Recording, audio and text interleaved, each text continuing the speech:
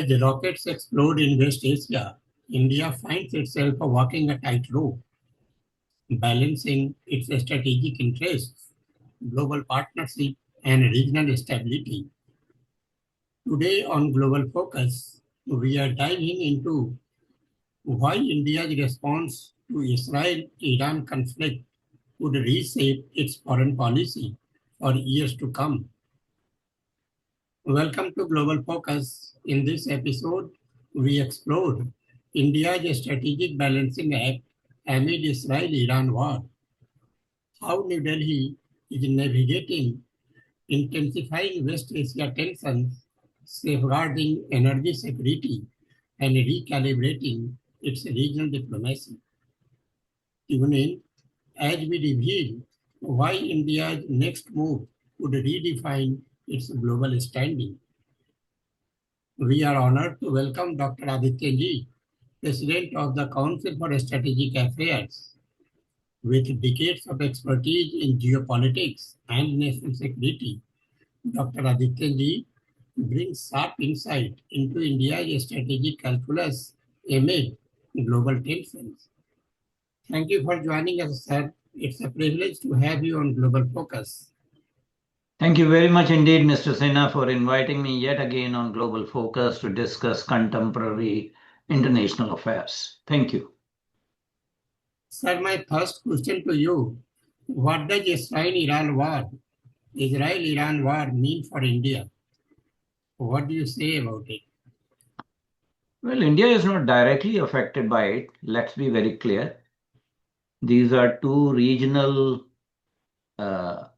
not superpowers, but two regional players in West Asia who want to dominate the region. India is affected only indirectly because a lot of oil and other kind of things, pass through Strait of Hormuz. India's traditional bilateral trade with Iran has gone down since Iran sanctions were imposed and India lost the exemption in 2019. India has some interest in Iran because we are managing the Chabar port, Shahid Bahizti terminal, for 10 years, and we have invested money in that port. Also, the energy import from Iran per se has gone down because of the sanctions. So there's not going to be a major impact on India, but if this conflict continues to get prolonged, it's going to affect international community in other ways.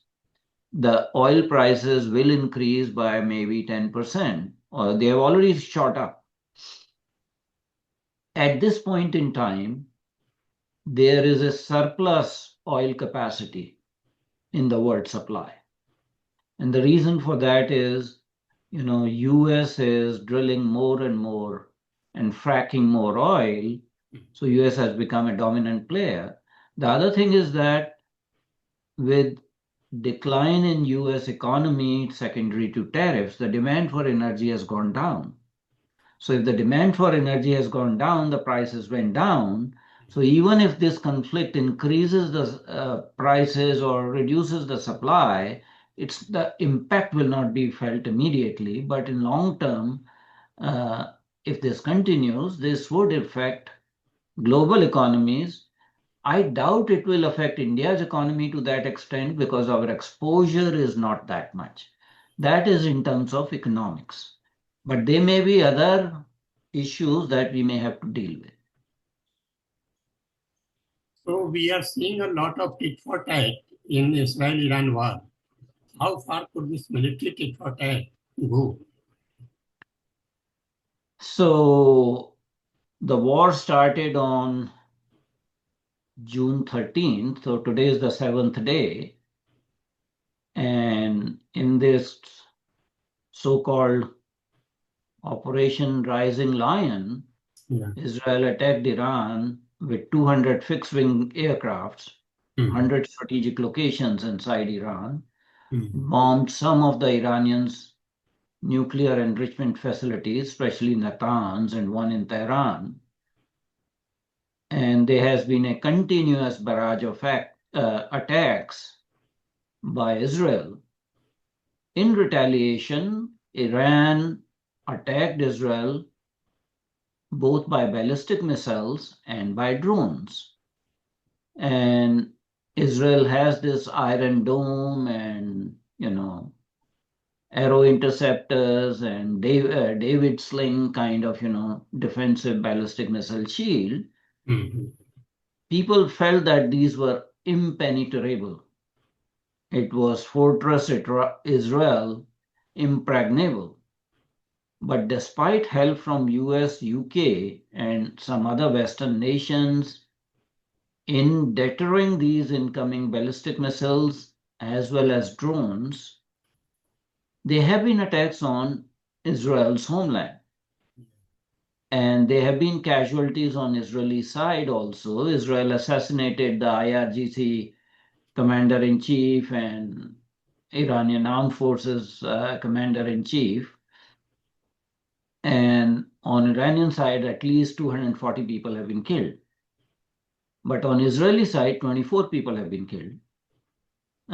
Iranian missiles and drones attacked actually Israel's military headquarters. Also, today there was a report that Iranian attacks involved Israel's stock market building and a hospital. And Israel has increased its targets to Iran's energy supply facilities, including oil fields and other energy installations, not just nuclear processing facilities. So the war is escalating. Now, 800-pound gorilla in this equation is United States. Mm. And there are some suggestions that Mr. Trump is considering joining this war. In the past, he has proclaimed that he's a peacetime president, he's a peacemaker, Mm. but he left Canada, Calgary, the G7 summit one day early, saying that he has important things to take care of it. The hint was about Israel-Iran conflict, but then he said that there are other things going on. Iran has a facility in Fardo that is 300 feet underneath the mountains. It has two casings of cement and it is very well protected. You enter it through several tunnels and all, and that is where the main uranium enrichment is going on to 60%. Israel has not been able to touch this particular facility. And the only way you can do this is to use massive ordnance, the bombs that are called uh, bunker buster bomb. Yeah. These are 30,000-pound bombs. Mm. United States only manufactures. So 30,000 pounds is around 13.6 tons. And B-2 stealth bombers are the, aircraft that can deliver them. And they can deliver at a time 2 such bombs. These bunker buster bombs can penetrate up to 200 feet underground. Iranian facility in Fardo is 300 feet. Actually, it's 260 to 300, 290 feet. So even a single attack by a bunker buster bomb or MOP, GBU-57 MOP, MOD, Massive Ordnance Depot, or what is called MOAB, Mother of All Bombs, Israel does not have either the bombs or the B-2 stealth bombers. So only if United States joins, then they have the hope of affecting or destroying these facilities. Now the problem comes that you have to drop 2 bombs simultaneously at the same time in order to penetrate up to 300 feet. And that is somewhat difficult. Also in United States, there are dissenting voices. There is some rupture in the MAGA coalition, the ultra right wing coalition people like Tucker Carlson and Steve Bannon and Marjorie Taylor Green Taylor. They are raising objections that Trump won on not extending wars all around the world and not involving this. There's no way you should involve into Israel-Iran war. And there is a bipartisan effort in US Congress that if Trump has to join the war, it has to require US Congress approval.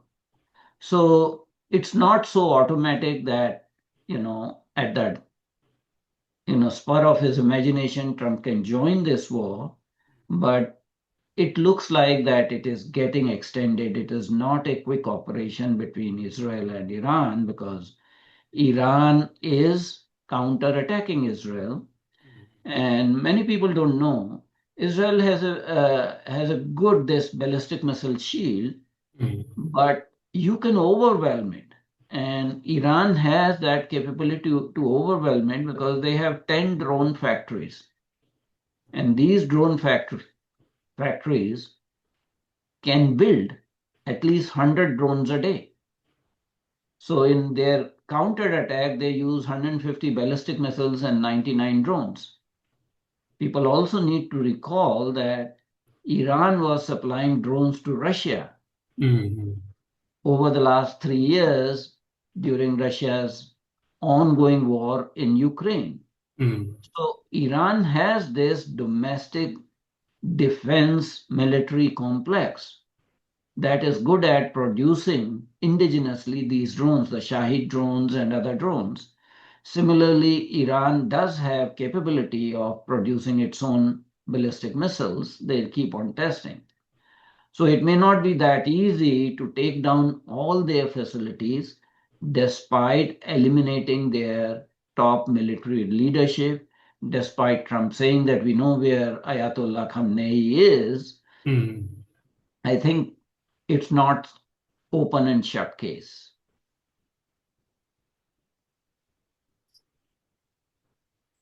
So what brief or sustained impact can India expect on energy prices, especially oil? Well, there will be some increase in oil prices. As I said, that there's already estimation or projection that there will be 10% rise in oil prices. So be it, India has very smart way of diversifying its sources for hydrocarbons.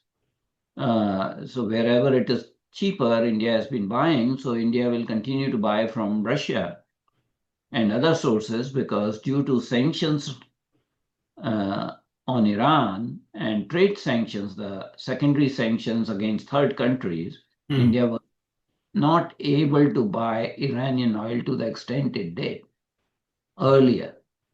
And so immediate effect will not be so much, but there will be some minor adjustment. India is now almost $4.8 trillion economy. So minor one or two, or even for that matter, if the barrel price oil, crude prices go to $90 per barrel, India has dealt with that kind of thing before. It's not going to be a catastrophe for India because you have diversified sources, including getting from United States, from Venezuela, from Guyana. There are this thing from Iraq. Surprisingly, after 7 days of warfare, Iran has not closed the Strait of Hormuz because yes, they can sort of shut the oil supplies, but that will affect their own trade also because they have been selling to China. China does not care about US sanctions. So it is a lifeline for Iranian economy also. So it's unlikely that they will do that unless there is a major issue. So what are the risks of a wider regional or global war? Could India be drawn in? Look, we keep on talking about every small war as global war. We saw for 3 years people were, shouting from rooftop that Russia-Ukraine war is going to become World War III. Yes, it increased. It became somewhat wider war on behalf of NATO, EU, on the Ukrainian side, and on behalf of Russia, there was covert support from China, and there was overt support from North Korea and Iran. But India did not get involved in that war, Yeah. and sane countries in the world did not want to join either side for the war. Mhm. So war is something everybody wants to avoid.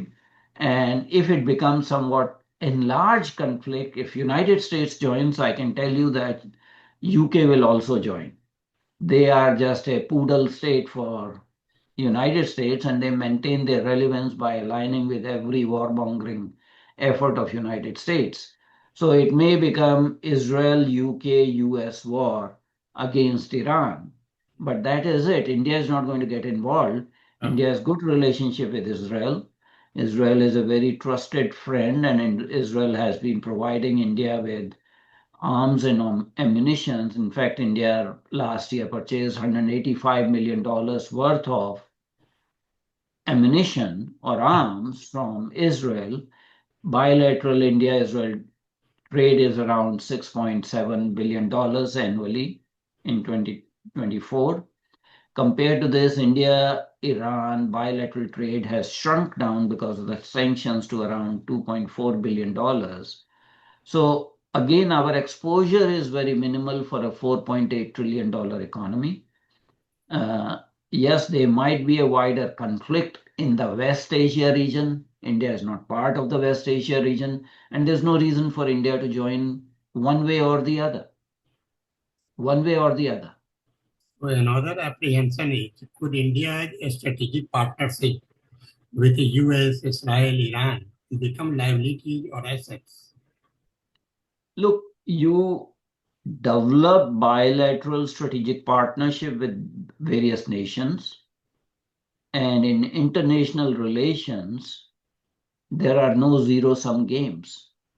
You engage each and every country on its own merit because you do get benefits out of that.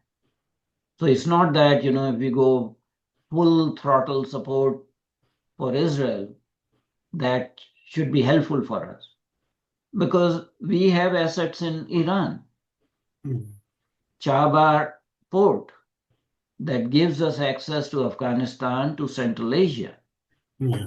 And Iran is a civilizational state that has been sometimes helpful to us, other times not helpful to us. There are times when Iran has taken anti-India viewpoint vis-a-vis conflict with Pakistan at very crucial moments. Hmm. But you always want to maintain your interests. Uh, there are students, Iranian students who come to India and Indian students who go to Iran. So we have relationship with both countries. There are around 85,000 Indian origin Jews in Israel. There are around 20,000 healthcare workers in Israel. Israel is recruiting actually factory workers and other, labor people on government to government basis from India. So we have good relations with both these countries. You don't sacrifice a relationship with one country at the cost of another country.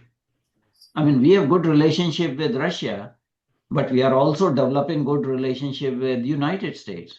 And however, United States may protest that you should stop buying Russian arms, India does not listen to United States. United States is the largest trading partner for India at this point in time. Bilateral trade with Russia is minuscule comparatively, but we do procure 60% of arms and ammunitions from Russia. So, you have strategic partnership relationships, various countries, and you nurture them because it's not a question of one against the other. You have to protect your own national interests and not get sucked into their conflicts. So should India revisit Red Sea or Persian Gulf naval deployment as insurance? Well, India has ongoing presence in both Red Sea and Persian Gulf because India is producing, or providing actually some sort of security to merchant vessels. And India is involved in anti-piracy operations. So at any point in time, there are at least 18 Indian naval ships as part of Operation Sankalp that are either in the Red Sea region or in the Persian Gulf region, monitoring the activities of pirates and giving support to merchant vessels. So India will continue to do that because, India is a trading nation. Our oil supplies are generally imported. We cannot allow, pirates and other people to capture the hijack the merchant vessels and take Mhm. away the supplies. So India will continue to do that, but I don't envisage any role for India in this conflict. India is not going to get sucked into it. At the most, you will caution both the sides to exercise restraint, but India is not going to join the military conflict in that sense.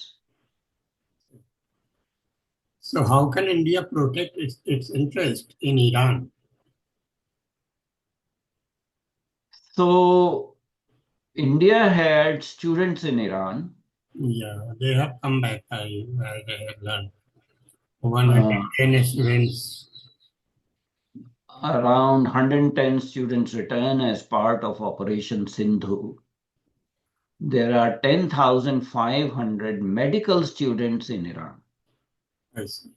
It is kind of, people don't realize, people think that all these are seminary students. No, it's not so.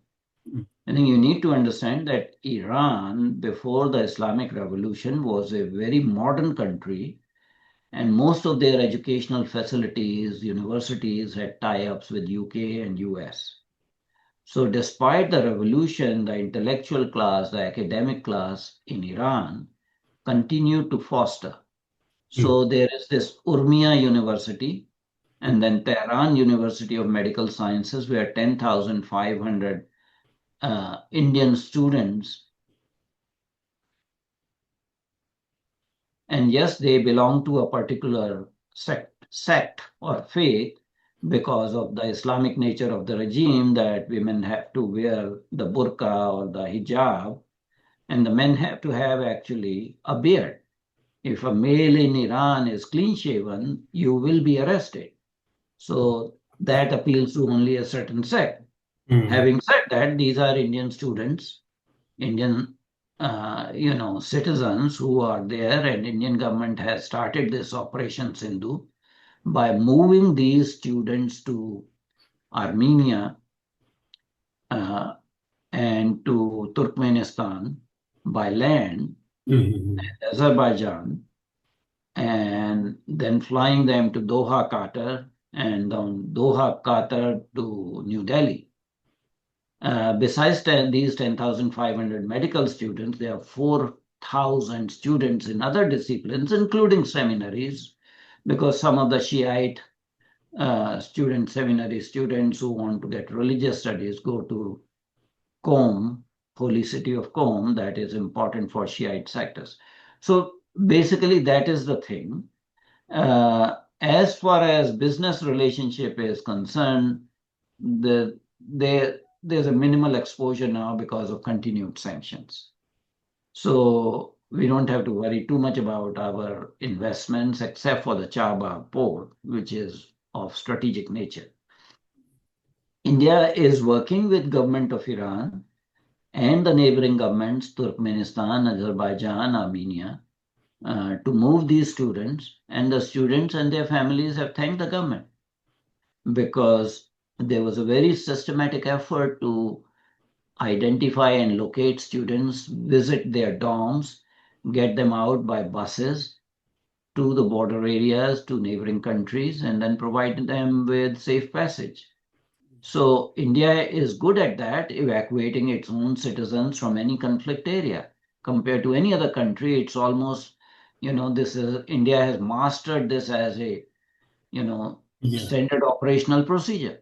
Okay. And because of India's non-interference in other countries, uh, Mhm.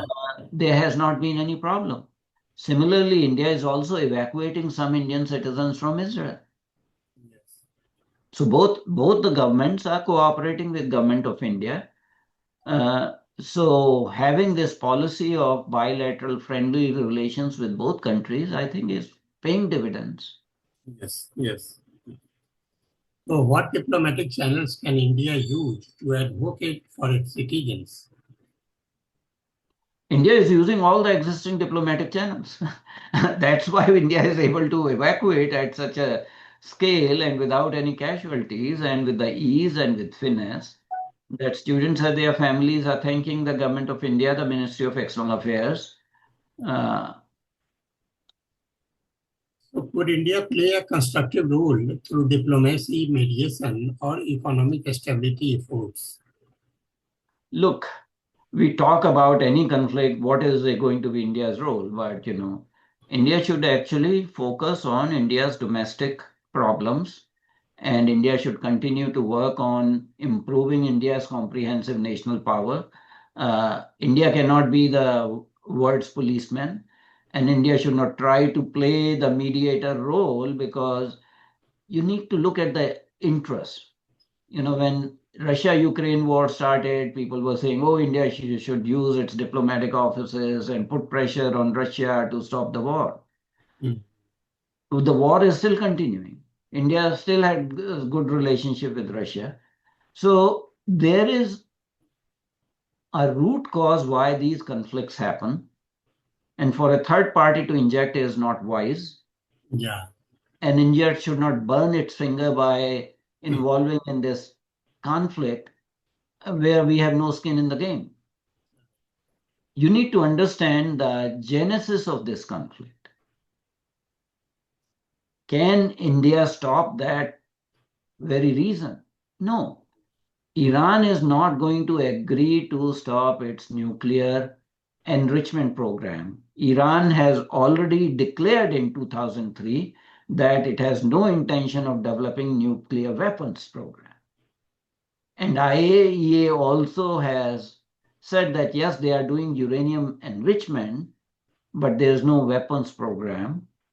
Also, in 2016, this JCPOA was started as a six-party compact to monitor Iran's nuclear program, which was a good program.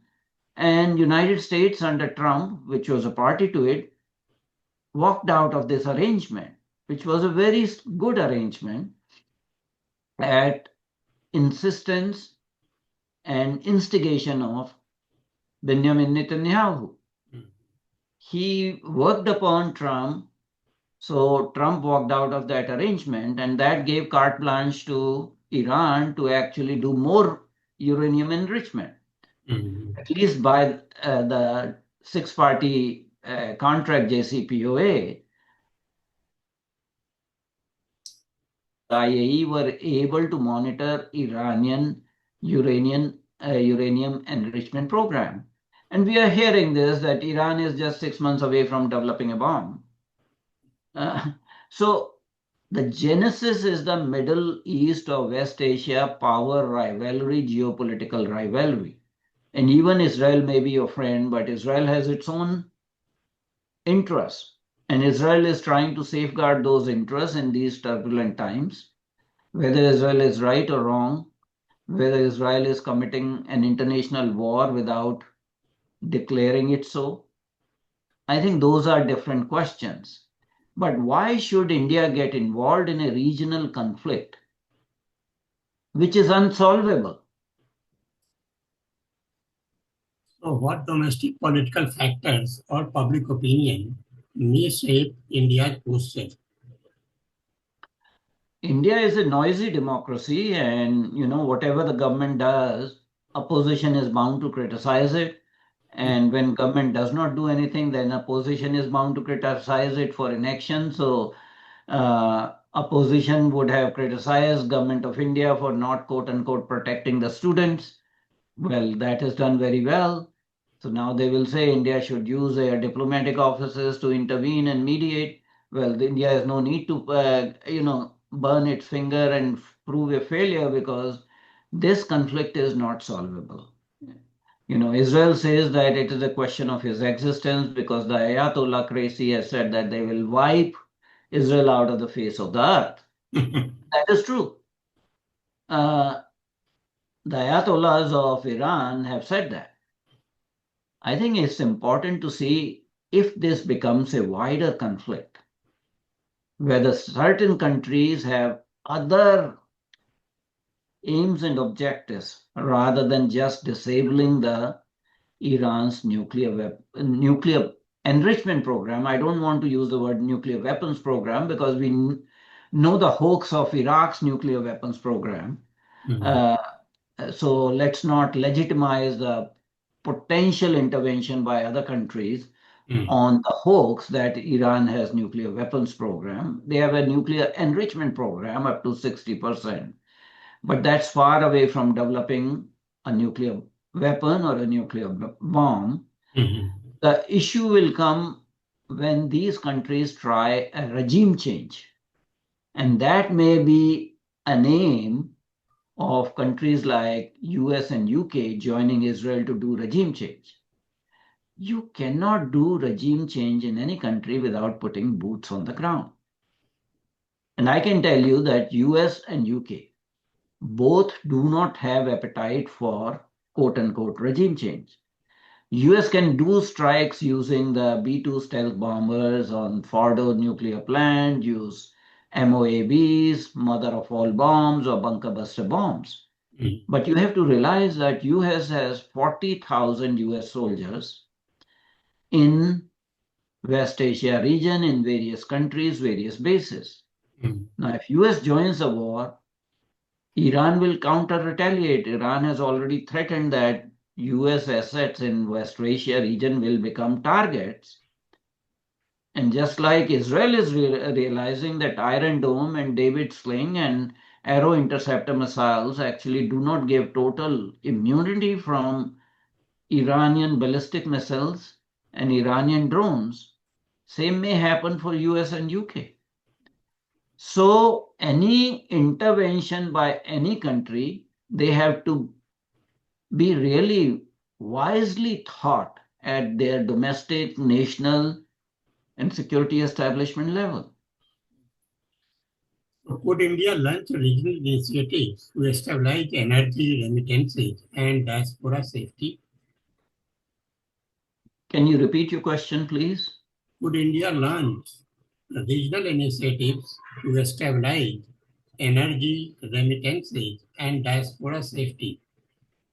Well, India is doing what it has always done. India has uh, uh, already launched this Operation Sindhu. Mm, And I talked in deep detail about Operation Sindhu. So, to protect Indian diaspora, India is always working. mm, As far as regional stability is concerned, it mm, is not India's concern solely that there is regional stability. There are other factors that are beyond India's control. There are other countries involved. So let's not be megalomaniac and start, wasting our diplomatic resources in a fruitless negotiation because these are very entrenched positions on both sides. I see. Israel accuses rightly Iran of supporting terror outfits, whether that is Hezbollah, Mm, whether it is Palestinian Islamic Jihad, whether it is Hamas or Houthis. mm, Uh, that is all true. There is a regional geopolitics playing, and we don't have any skin in the game, and mm. we should not get involved in trying to diffuse the situation or whatever because any attempt will not be successful. Let them fight it out. Let them duke it out on their own. I have five As minutes far of as time and two more questions. okay, go ahead. Will Israel be able to maintain this kind of military pressure indefinitely? If no, then what are the implications? Well, Israel has some sugar daddies in the West. So whenever Israel is in trouble, those sugar daddies will prop up Israel.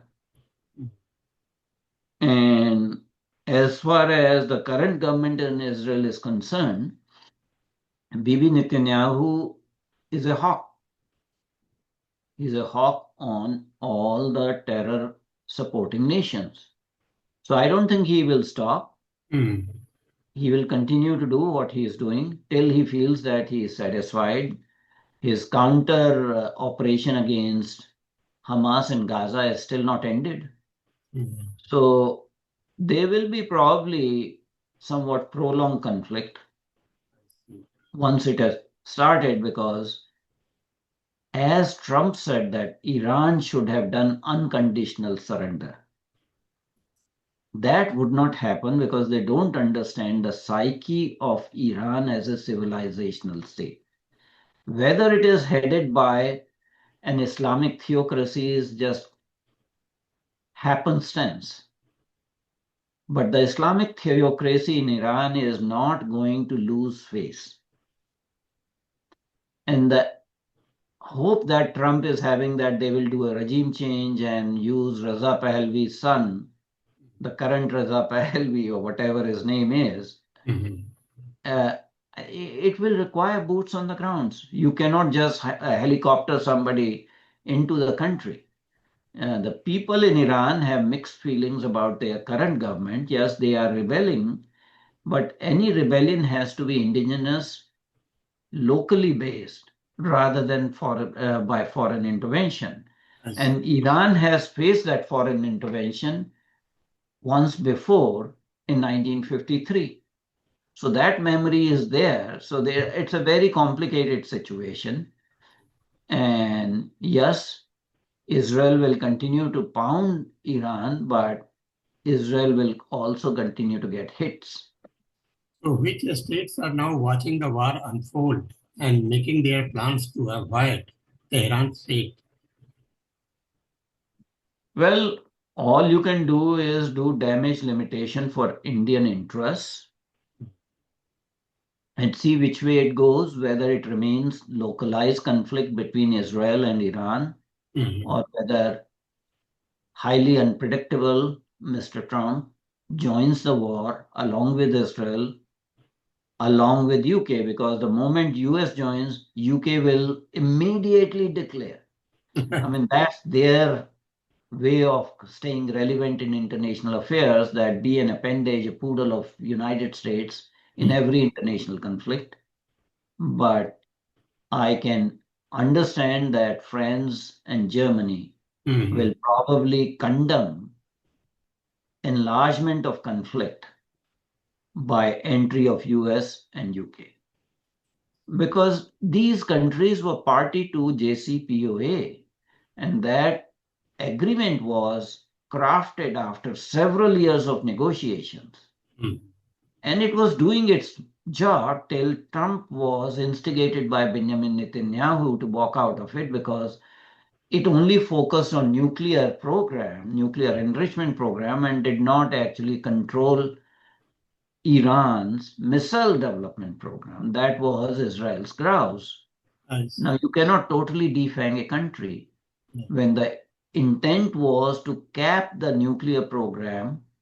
Uh, I think one downside of this would be that Iran may walk out of NPT. Mhm. Iran is currently a signatory to Non-Proliferation Treaty. And keeping this experience in mind, they may retaliate or diplomatically counter react by walking out of NPT, just like North Korea did. And once you walk out of NPT, the implications are that they will officially say that no, you can do whatever you want. We are developing a nuclear bomb or nuclear weapons program. So